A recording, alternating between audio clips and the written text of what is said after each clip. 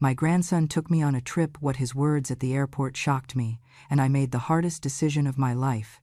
I was sitting at the airport gate that morning with Arthur's old wool scarf clenched between my fingers, the one he wore on our last winter walk before he passed. David had insisted on this trip for weeks, calling it a fresh breath for me, a little escape after months of tension in the house. I agreed because it made him happy, and because I wanted to believe that a change of scenery could quiet the heaviness in my chest. But as we waited for boarding to be announced, my mind drifted far away from Maine Logan Airport.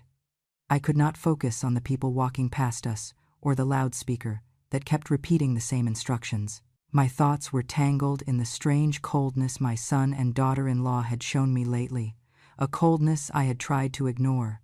I must have gone completely still, because when David touched my shoulder, I jolted. His hand trembled, as if he were the one who had been startled. When I looked at him, his face was pale, almost sickly, and his eyes were wide with something I could not name at first. "Grandma," he whispered, swallowing hard, "I am so sorry. I have to tell you something now. But you have to stay calm." My heart tightened, though his voice was gentle. I had raised this boy for years, while his father was too busy resenting me to be a parent. David had never looked at me this way before, like he was carrying a secret too heavy for his young shoulders. My pulse thudded painfully as he shifted closer, as if he were trying to shield me from the world around us. "Grandma," he said again, voice cracking, "I should have told you the moment I found out." I nodded, even though I barely felt my own head move. He took a deep breath.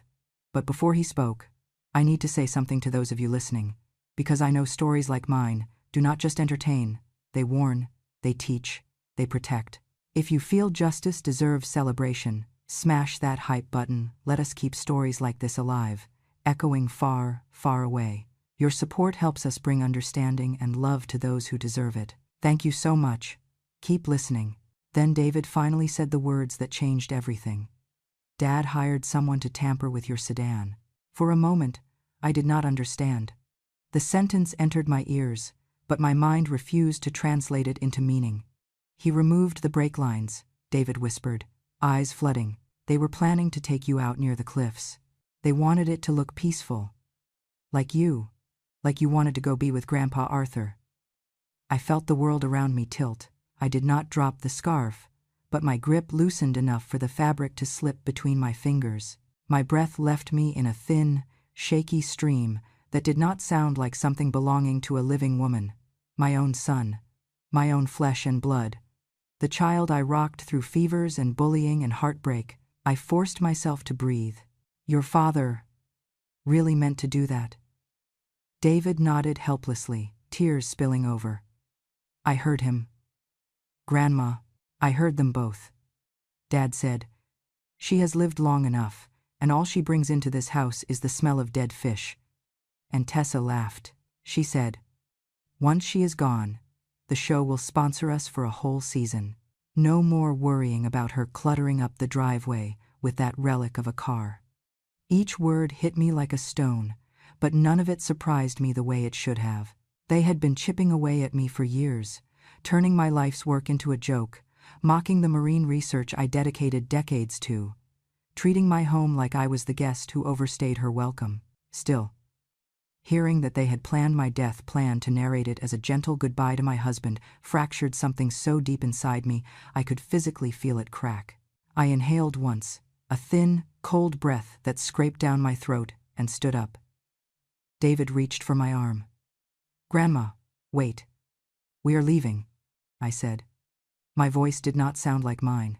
It was steadier, lower, cold enough to hurt. "Now." I walked straight to the counter and told the clerk I needed to cancel my ticket. She asked if something was wrong. I lied. Or maybe it was not a lie. "Plans have changed," I said, because they had, completely, irreversibly.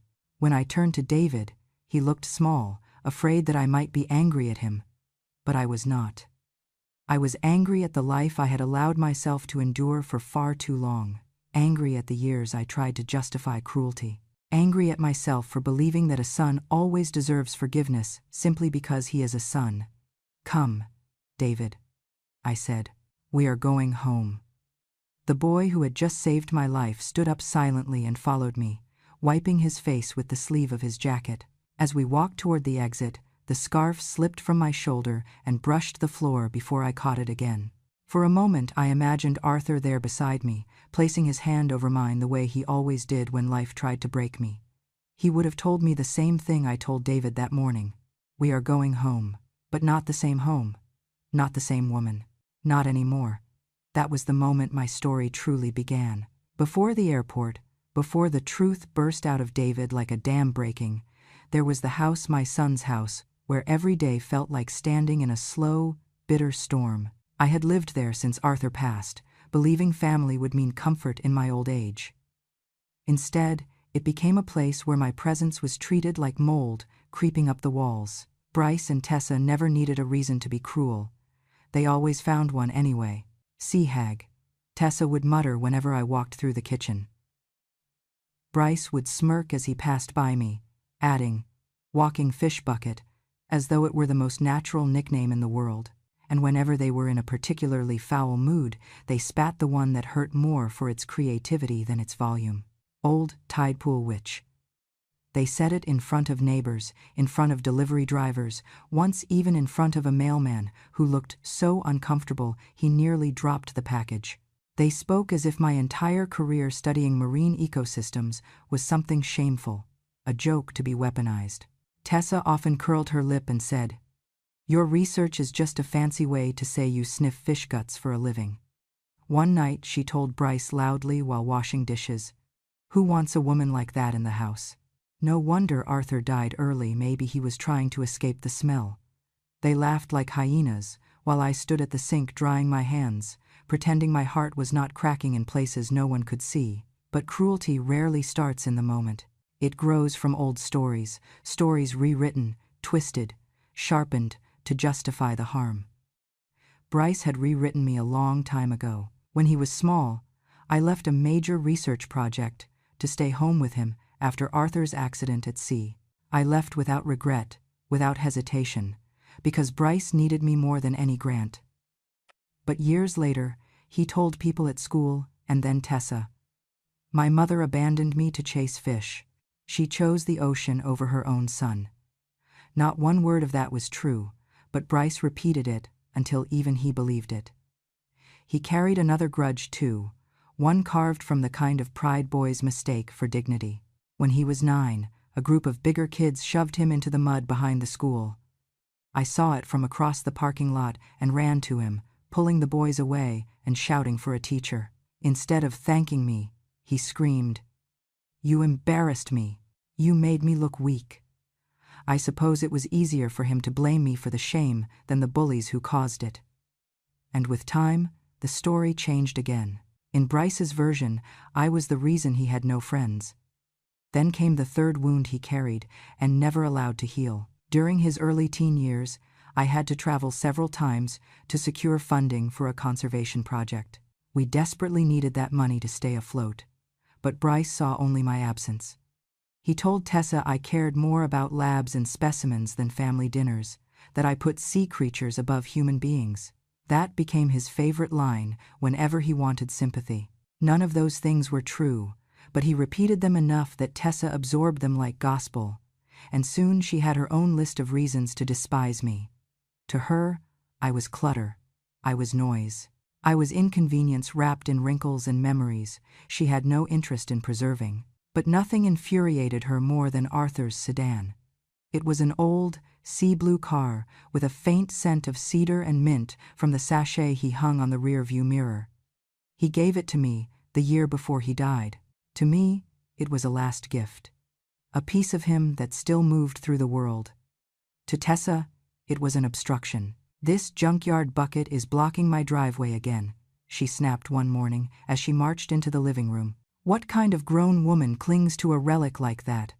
Bryce chimed in from the couch. "Dad should have sold it years ago. She treats it like it's some sacred shrine." I did not argue. I just held the keys a little tighter. I noticed small things after that moments that should have warned me, but that I brushed away because no mother wants to believe her child is capable of malice. Bryce began asking strange questions about the car's insurance. Tessa complained loudly about the cost of keeping it registered. They spoke in the kitchen with lowered voices whenever I walked past. David was the only one who seemed to see me. Even then, he was caught between loyalty and fear. He tried to shield me from their words by walking me to the mailbox, by sharing breakfast at the small table in my room, by sitting beside me whenever I looked especially tired. But the day he overheard them planning what they planned, that day broke him. And that is how we ended up at the airport, with his hands shaking and guilt clinging to his voice like salt water. Everything he confessed started in that house, the house where they told me, again and again, without needing to say it outright, "This home never wanted you." I remember the night everything changed for David, because it was the first time he looked at me with fear instead of worry. Not fear of me, but fear for me. I had gone to bed early that evening, exhausted from listening to Bryce and Tessa argue upstairs about bills, sponsors, and the dead weight they claimed I brought into the house. I was used to their voices by then. Cruelty has its rhythms, and after years of living with it, you start predicting the next note before they even speak. David had gone out to return a borrowed microphone to his friend. Or at least, that was what he told them. I did not know then that he overheard everything on his way out the door. Later, he told me he was halfway down the hallway when he heard Bryce say, "It is time for the old woman to follow Arthur. She is taking up space and taking up breath. It will be cleaner without her." I was asleep while my own son planned a world without me. David stopped walking when he heard that, frozen in the shadows, listening to the two people who raised him map out a version of the future where I did not exist. Tessa's voice cut through the room like a slit in the dark. "A simple accident by the ocean," she said. "People will cry for us. Sponsors will line up. The story writes itself. Grieving son loses mother who never moved on from her husband's passing. We will get the cameras, the money, the followers. It is perfect." I did not know she saw me as a piece of content. To her, I was a commodity with an expiration date attached. David told me he pressed his hand to the wall to keep himself upright. He wanted to run, but he also wanted to hear it all so there would be no doubt left. And that was when Bryce shouted, "And you, David, need to stay out of it. Do not try to play the hero for that woman. She should have been gone years ago. She smells like fish, she drags that stupid career around like a corpse, and she is dragging us down with her. If you take her anywhere, make sure it is away from here, forever." David told me his throat tightened so hard he could not speak. He tried anyway. "She is my grandmother. She is family." Bryce laughed at him. "Family? She chose sea creatures over me my entire childhood. You owe her nothing." Hearing that twisted my stomach when David repeated it to me later. I spent years working 2 jobs to keep Bryce fed while studying marine life at night because it was the only thing that made me feel alive after Arthur died. That love was twisted into an accusation. David stood his ground. "I am taking her on that trip. She deserves a break. She deserves to breathe." Bryce slammed a hand on the table. "You will do as you are told. She dies. We live better. That is the truth." And then Tessa added the cruelty that made David shake. "When she is gone, we will finally be a real family. No more fish witch, no more sea hag, no more tide pool ghost wandering the kitchen." David left the house trembling. He told me he drove without thinking until he reached the only person he trusted with the truth, Jake Hollister, the mechanic who had known him since he was 11. David walked into the garage with my keys in his hand and said, "Jake, please check her car. Check everything. I need to know if I am crazy." Jake inspected the sedan, with the same focus a surgeon gives a patient. After a few minutes under the chassis, he slid out with his jaw clenched so tightly David thought his teeth might break. "The brake bolts have been loosened intentionally," Jake said. "Not a little. A lot. This was meant to fail." David felt the world spin. Jake wiped grease off his hands and looked at David with a kind of fury that only comes from betrayal. "I checked the garage cameras too. I keep all recordings backed up for months because of constant break-ins in this area. Someone was here at 2 in the morning. I saw him. Your father. He was under this car for a long time. David told me that when he heard that, he felt something inside him break, like the last thread holding him together had snapped. Jake showed him the footage. There was Bryce, hunched over the car, glancing around, like a man checking for witnesses. There was the wrench. There were his bare fingerprints on the metal. There was the proof that the whispers in the house were not just hateful words, they were a blueprint for murder. David sat on the concrete floor of the garage. Jake crouched beside him. They were going to let her drive this, Jake said quietly. They were going to tell everyone she just drifted away, like she wanted to go be with her husband again. David said he could not breathe after hearing that. The idea that they would twist my grief into a story to cover their intentions made him sick. Jake grabbed his shoulder. You need to tell her. She needs to know. But David shook his head. She will die of heartbreak before the plan even begins, if I tell her now. He waited.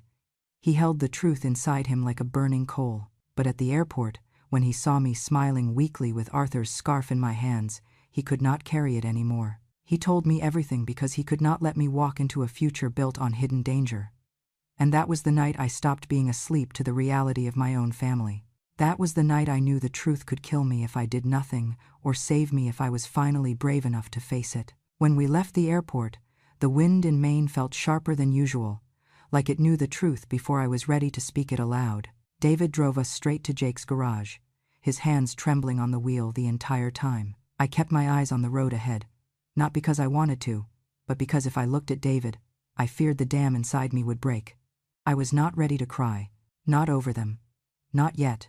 Jake was waiting for us, with the kind of expression men wear when they wish they could punch someone but know the legal system has to come first. He nodded at David, then looked at me, quietly respectful. Mom, he said softly. I am sorry you are learning it this way. I did not answer. I simply followed him to the workbench, where he had set the evidence out with the precision of a crime investigator rather than a mechanic.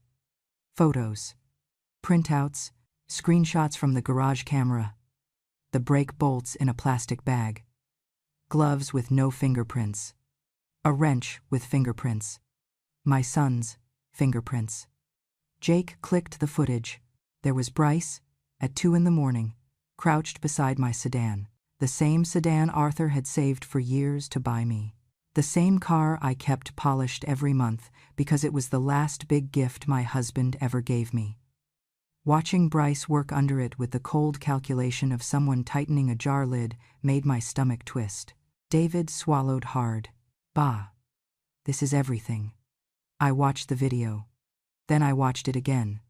Then I looked at the photo of the bolts. My fingers traced their edges through the plastic bag as if touching them could somehow explain why the child I raised would think I was disposable. But nothing explained it. I did not cry. My voice came out steadier than I expected. They wanted to erase me like a piece of clutter. Just sweep me out of their way. David's breath hitched. Jake looked down. Inside me, something very old and very tired hardened into steel. David suddenly dropped to his knees in front of me. The sound startled even Jake. My grandson's voice cracked open like a shell. I am sorry. I am so sorry. I should have told you earlier. I should have protected you better. I should have. I put my hands on both sides of his face before he collapsed completely. David, I said, you saved me. You saved my life. Arthur would be proud of you. I am proud of you. He looked up at me with tears he tried and failed to blink away. The guilt in his eyes was a weight I wished I could lift with my hands. But guilt is like the tide, it goes out only when time allows it. I helped him stand. We are not going to handle this like victims, I told him. We handle it like witnesses. Jake let out a breath of relief. Mom, I can testify. And that footage? It is ironclad. For the first time since leaving the airport, I felt my spine straighten. I picked up the printouts, one by one, and placed them into a folder Jake had set aside. Then I took my phone from my purse. My fingers did not shake when I dialed. My heart did not race. When betrayal is this deep, clarity comes like a blade, clean, sharp, cold. Elder Abuse Reporting and Protection Unit. a woman answered. I spoke calmly.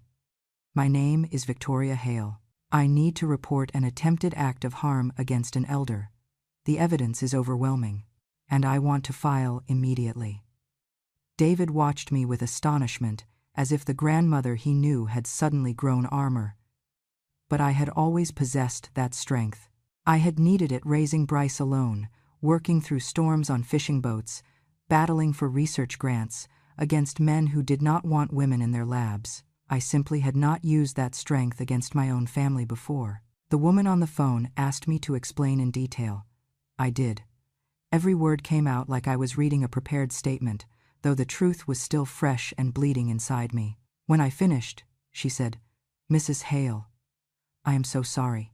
We are opening an emergency case. Someone will contact you within the hour." I thanked her, ended the call, and set the phone down. David whispered, "What now?" I answered without hesitation. "Now," I said, "their version of the story ends." I looked at the screen, showing Bryce's shadow moving under my car. And mine begins again.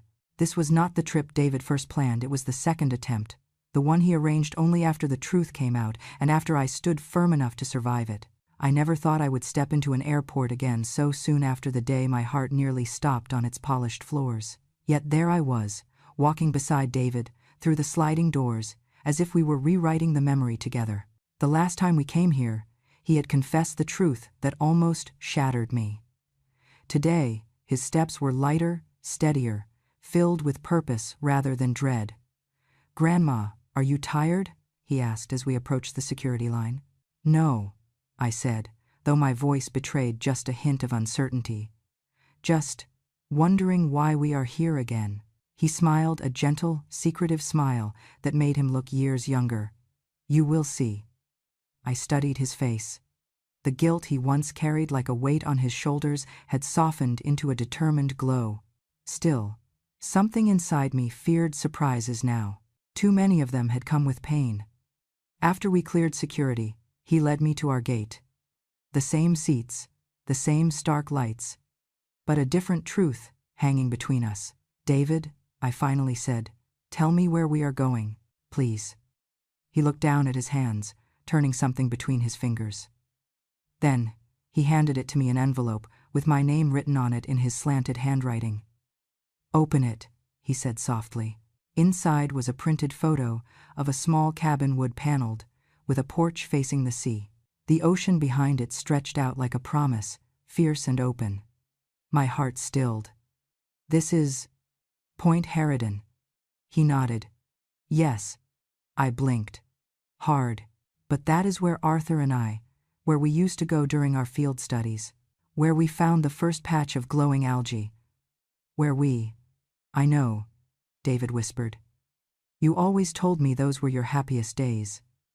My fingers tightened around the photograph. "What is this place? Why are you showing me this?" He took a breath. "The kind that gathers courage from somewhere deep. Because it is yours, Grandma. I bought it for you." The world tilted not with fear, but with something raw and overwhelming. "You bought it?" I stammered. "David, how? This must have cost." "A lot," he admitted, "but I worked 2 jobs, saved everything. I have been planning this since last year." I closed my eyes, fighting the sting behind them. "All this for me?" "For you," he said firmly. "After everything you have survived, you deserve a place that is yours, a place they can never take." The bitterness of Bryce and Tessa's betrayal flashed through me, sharp as a blade. They had wanted me erased, buried, replaced. And yet here was David kneeling beside the shards of my life, piecing them back with hands that trembled from love, not malice. "I do not know what to say," I whispered. "You do not have to say anything. Just come with me."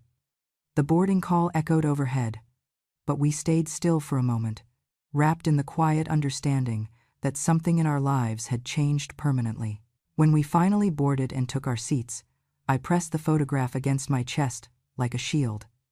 The engines roared to life, vibrating through my bones. David leaned toward me. "Grandma, are you scared?" "No," I murmured. "I am hopeful." That is new for me. He smiled gently.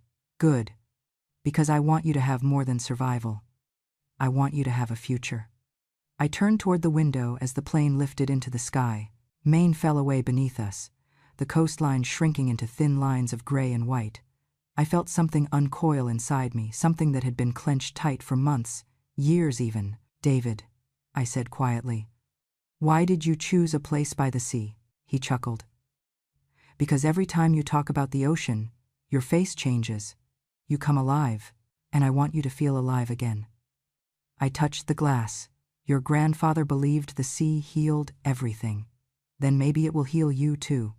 The sun streamed through the window, catching the edges of the photograph still resting in my lap. The cabin looked simple, humble, but to me, it glowed. A home, a real one not built on insults, resentment, or danger. After a long silence, I asked, "And what about you? Will you stay in Maine? Will you visit?" He smiled. I already arranged a flexible schedule at work. I will be staying in a small rental, not far from your cabin.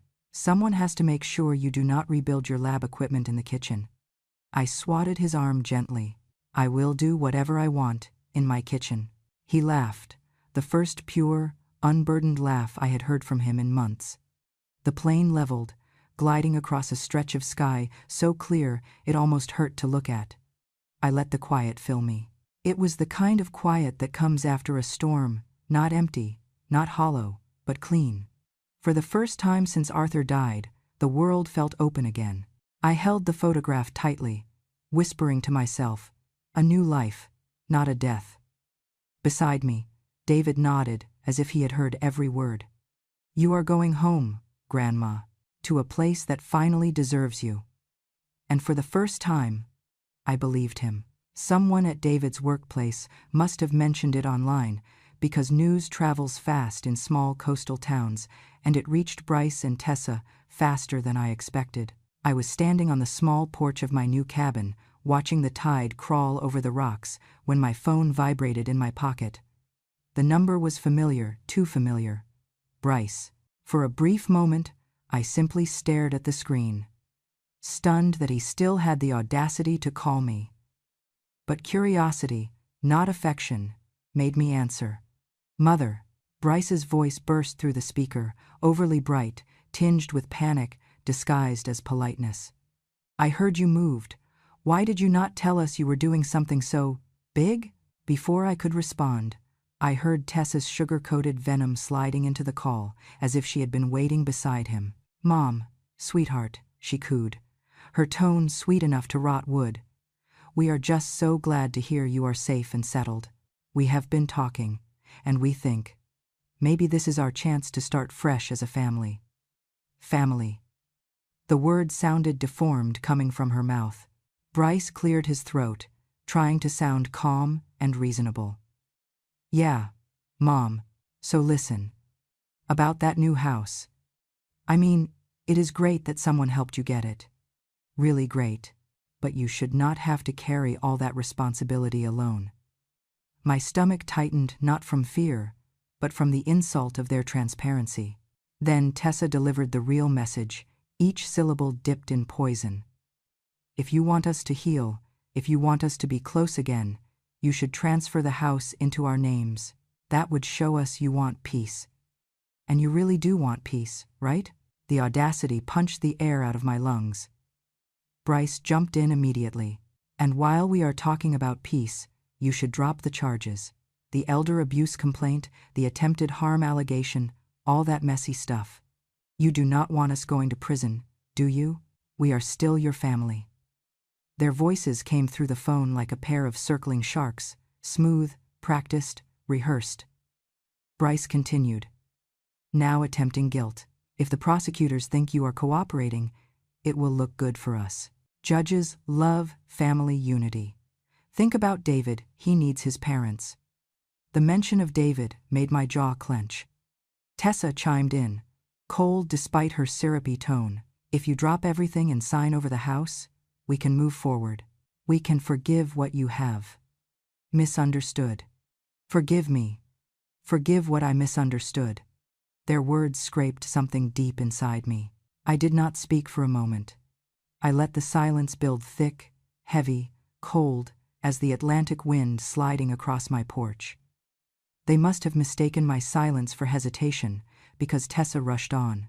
"Mom, if you do not do this, everything will get worse. And you do not want the media thinking you made up stories about us, do you? People will call you confused. You are." That was enough.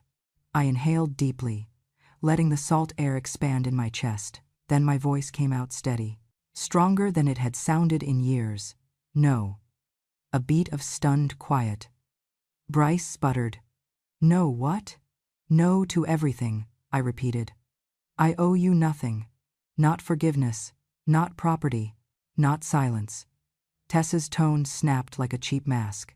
"Do you realize what you are saying? You are throwing away your last chance to fix this family." "This family," I said slowly, "died the moment you both chose greed over decency. You tried to end me. You tried to erase me. And now that you realize you cannot take anything more from me, you pretend you want unity." Tessa hissed. "We were stressed." "Everyone gets desperate." "Yes," I cut in, "but not everyone tries to kill their mother." Their breath caught. I heard it. The moment panic began to slip through their arrogance. Bryce lowered his voice to a trembling demand. "If you do not help us, we will go to jail, Mom." "Yes," I said. "You will." Another long silence. This one was thick with fear, their fear. Tessa tried one last attempt, her voice cracking around the edges. We can change?" "No," I said simply. "You cannot. And even if you could, you are still responsible for what you did." The wind moved across the porch, rustling the chimes David hung earlier. I felt calm enough to almost smile. I spoke clearly, each word a boundary carved in stone. "You do not deserve a second chance at my expense. You do not deserve anything from me." I paused, letting the truth settle. "You are not my responsibility anymore?" Tessa inhaled sharply.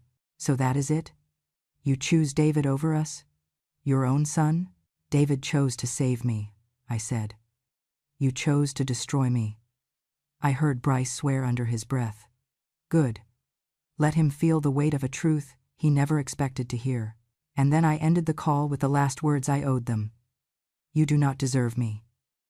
I pressed the screen, blocked the number, blocked Tessa's, blocked every doorway they once used to enter my life and poison it. The second I did, the phone went quiet, peaceful, light. I stood there on the porch, watching the waves crash against the rocks below. The ocean looked endless, like the kind of freedom I never believed I would live to see. For the first time in years, I felt safe from them, not hidden, not afraid, safe. Behind me, David opened the cabin door. "Grandma? Is everything okay?" I turned toward him, letting the soft winter sunlight warm my face. "Yes," I said. "Everything is more than okay." Because at that moment, Bryce and Tessa, so certain they could manipulate, threaten, and guilt their way out of justice, finally understood. They had lost me. They had lost David. They had lost their freedom. And in a few short weeks, they would lose the last thing they clung to, their illusion of control, when the judge sentenced them to 15 years in prison.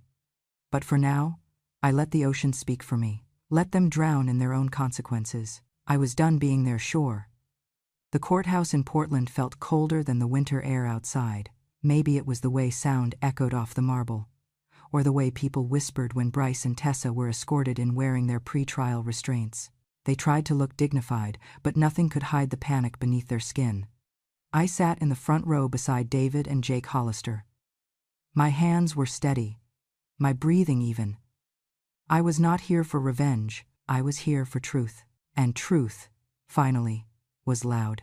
The prosecutor began with the basics: dates, locations, intent. Then the evidence rolled in like waves hitting the shore, each one stronger than the last. Jake was the first to testify. He stood tall, voice unwavering. "I found the brake bolts intentionally loosened," he said. "Fingerprints on the wrench belonged to Bryce Caro, and my garage camera shows him entering at 2:14 in the morning. Bryce slammed both palms on the defense table. You're lying. She put you up to this. My mother is making everything up because she...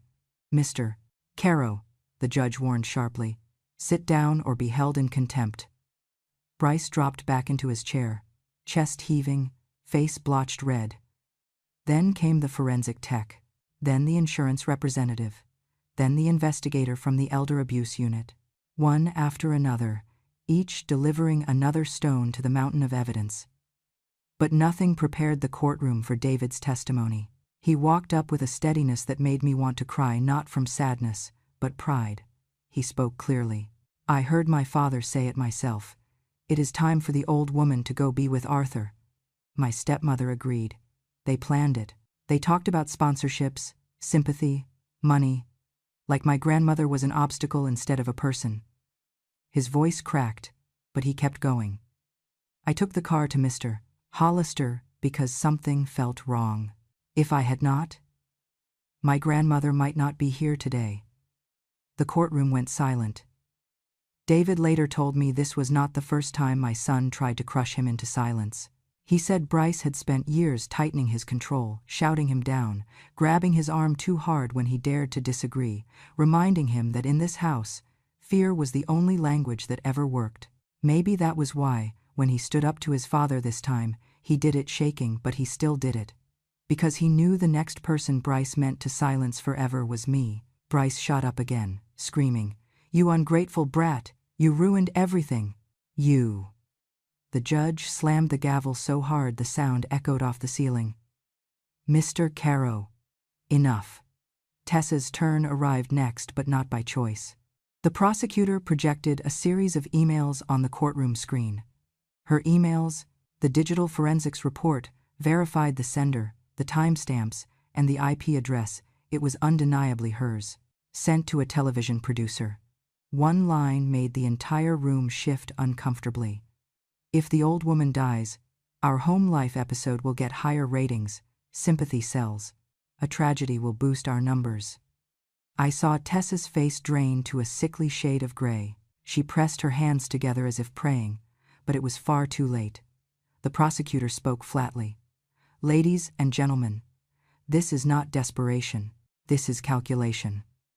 Her lawyer tried feebly to argue stress, misunderstanding, emotional exhaustion, but the evidence was stacked too high for any excuses to survive.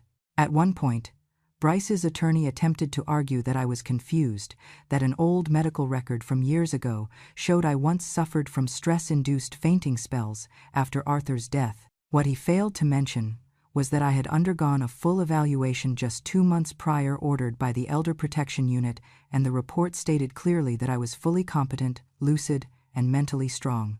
The courtroom went silent when the prosecutor held up the document. Bryce's last excuse died in the air before it even reached the judge's bench.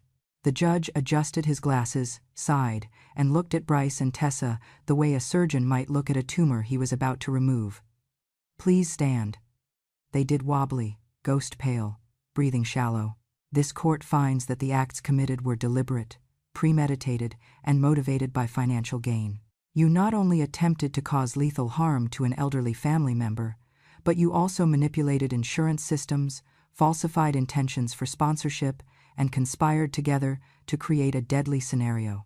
Bryce shook his head, violently. No, no, no. She's lying. She has always lied. The judge raised his voice. Mr. Caro, your fingerprints were on the tool that disabled the brakes. Your emails outline a timeline. Your son's testimony corroborates an audio recording recovered from your phone. Multiple systems confirm your insurance requests. Then came the words I waited my whole life to hear. Bryce Caro and Tessa Caro, you are hereby sentenced to 15 years in state prison. Gasps spilled through the courtroom. Bryce staggered backward as if struck. Tessa whimpered. The bailiffs stepped forward.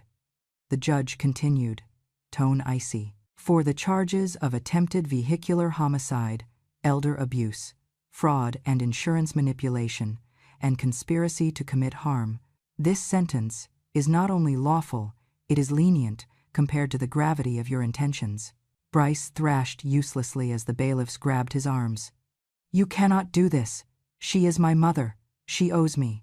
She owes you nothing, the judge said, without a flicker of emotion. Tessa was crying silently, repeating, We didn't mean it. We didn't mean it, please, please. But the courtroom had already turned. No sympathy, only disgust. The metallic click of the handcuffs echoed like justice taking shape. As they were led away, Bryce looked at me, not with remorse, not even fear, with disbelief, like he truly never expected the world to hold him accountable. You did this, he spat. I held his gaze calmly. No, you did. Then he disappeared behind the heavy doors, swallowed by the system he thought he could manipulate. David exhaled shakily beside me, leaning into my shoulder. It is over, Grandma. Yes, I said softly, letting the warmth of relief settle into my bones. It is. Because that day, justice did not whisper. It roared. And it carried Bryce and Tessa exactly where they belonged. Behind bars. Far from me. Far from David. Far from the life they tried to steal. And at last, I could breathe again.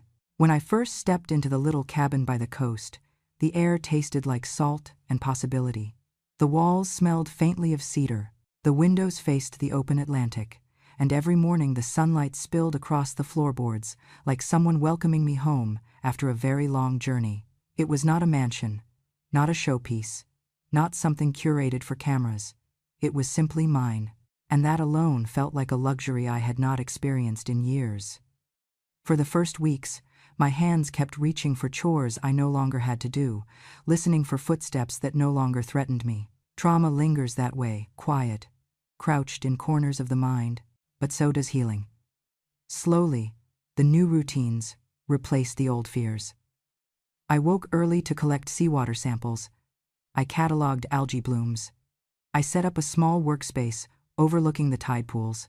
One morning, a group of neighborhood children wandered close, their curiosity louder than the seabirds overhead.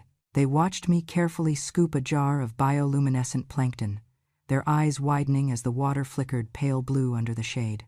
What is that? A girl gasped. Magic, I answered. Science just gives it a name.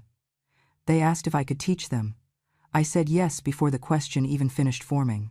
And just like that, I found myself running a weekly class, little hands holding magnifying glasses, little voices squeaking with awe every time something microscopic revealed its secret beauty.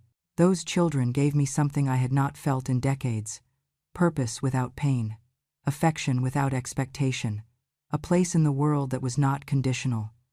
And then came David.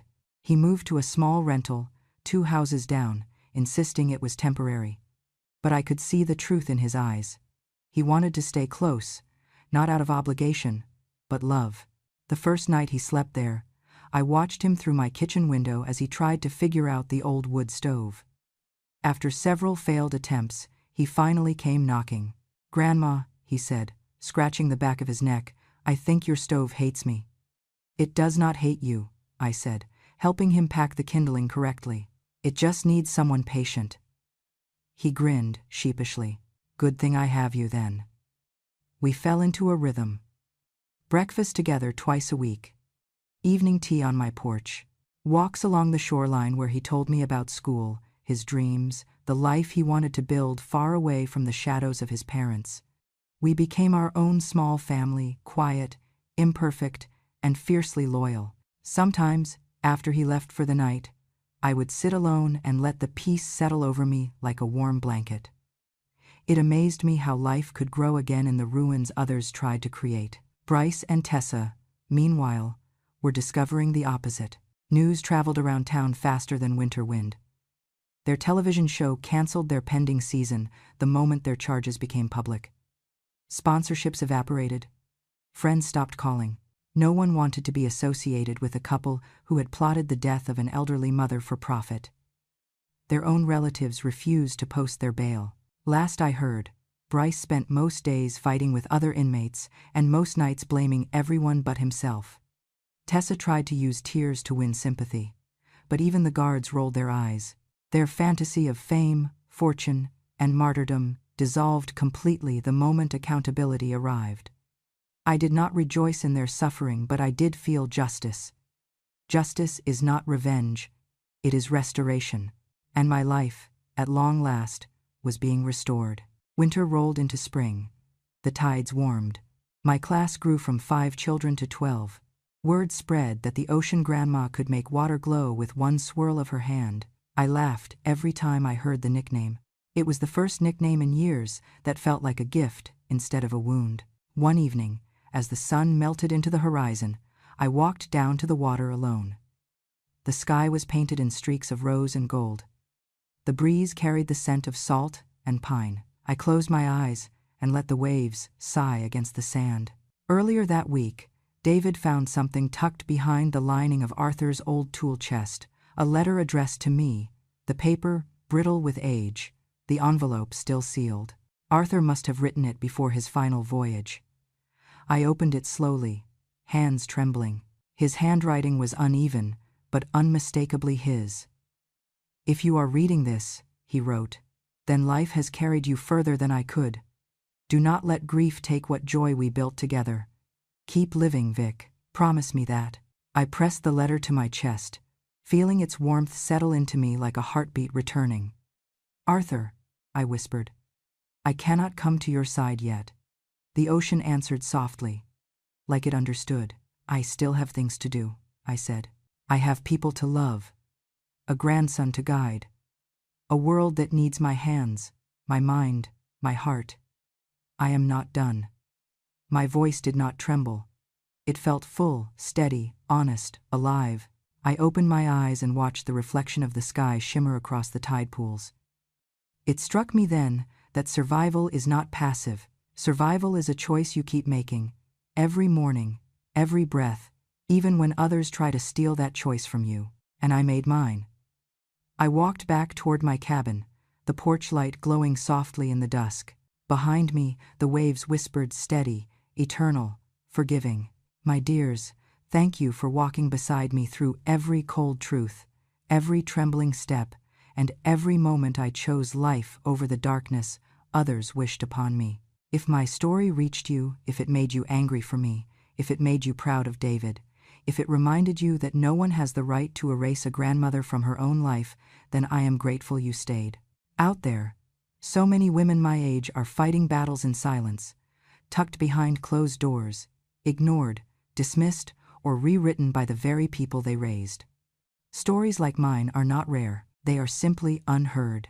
So if you believe voices like ours deserve to be louder, stronger, and safer, please subscribe to Grandma True Stories. Your support keeps every forgotten grandmother seen, heard, and standing tall.